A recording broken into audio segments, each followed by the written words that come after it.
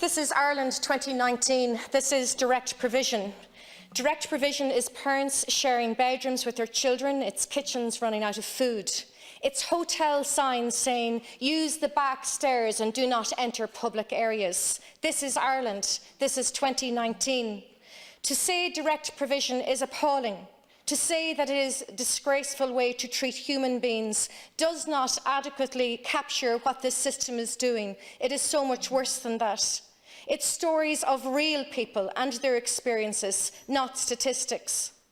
It's direct provision is hotels shipping people off to another location for a weekend so that the hotel can make more money by hosting a wedding. It's mothers and daughters walking 5 miles on a dangerous road into town to purchase essential sanitary products. It's gay men being forced to share a bedroom with homophobic males. It's families in direct provision limbo, some for over 8 years, with children who were so young when they arrived in Ireland that they do not remember life outside direct provision. 8 years, an entire childhood. This is 2019. This is direct provision in Ireland. This system is a clear example of government anti-policy at its worst. What do I mean by that? I mean it is a system that exists because of a failure to make any decision to do otherwise. Direct provision was always meant to be a temporary measure, a hasty response to an issue that demanded a far better and comprehensive solution. There is nothing temporary about what direct provision has become. In essence, a lengthy period of detention for people who've committed no crime, who have no greater desire other than to live safely without violence and persecution. Just as we look back in horror at some of the institutional abuse the Irish state perpetrated in the past upon some of our most vulnerable, I firmly believe that 30 years from now, we will look back and hang our heads in shame at how we sentence vulnerable men, women and children fleeing unimaginable situations to what one asylum seeker described as worse than prison. At least in prison, you have a release date. Dr. Margaret Wheatley, at a recent talk in UCD, summed it up when she said, all that people want is to earn, to learn and to belong. Limiting asylum seekers' opportunities to work takes away their dignity.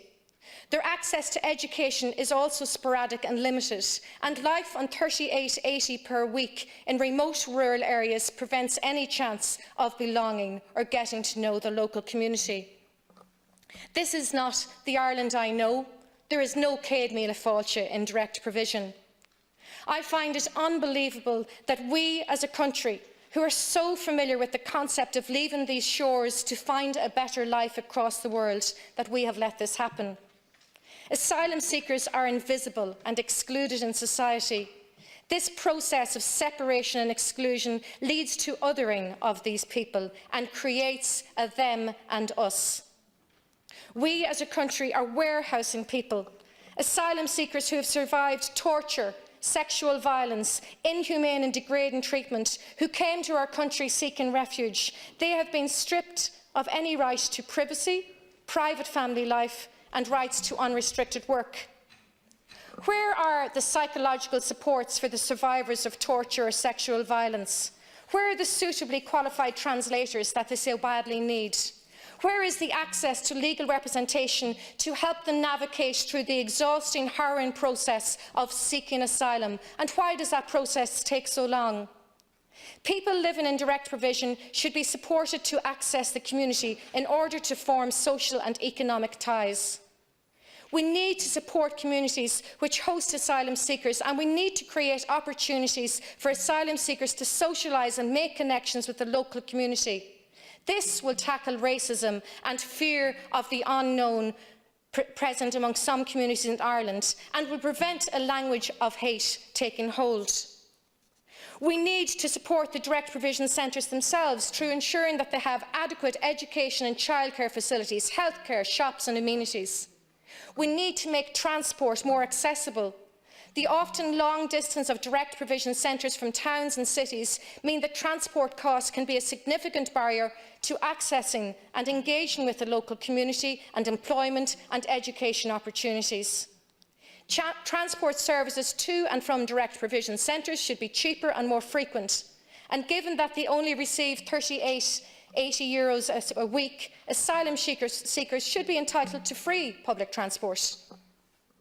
Free and regular English classes should be provided in direct provision centres to facilitate integration in the community and as a means to address the isolation and marginalisation perceived by many who seek asylum.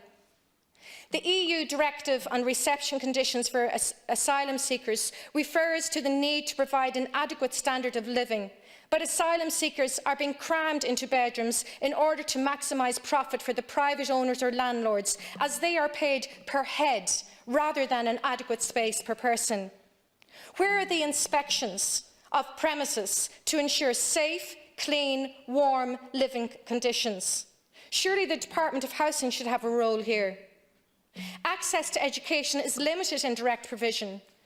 School is not free in Ireland, whether it be the transport costs, the books, the uniforms or any other number of fees and charges that parents of schoolgoers have to face on an ongoing basis.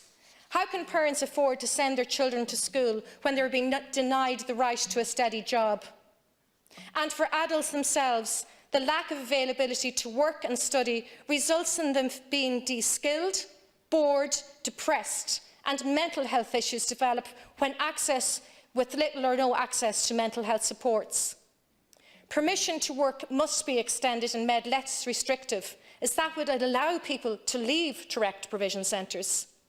And more straightforwardly, we have a duty to process their applications in a timely manner. No one should be waiting even a fraction of the time which many asylum seekers are living in direct provision for years on years. This is wrong and it needs to end. And something that should never be tolerated or defended is the use of inflammatory, divisive or dangerous language from any member of our national parliament in or outside this chamber. I'm reminded of a poem that's mounted on the pedestal of the Statue of Liberty in New York that is often quoted by those who recognise the value of compassion and empathy of those who live in more fortunate countries when we think of our obligations to those fleeing from disaster. Give me your tired, your poor, your huddled masses yearning to breathe free. We don't just need direct provision to end. We need to overhaul the entire asylum seeker process and to bring dignity, respect, safety, empathy, kindness into how we treat those who came here, to this country, fleeing from persecution, terror, and to treat them with the very basic decency to which every person should be entitled.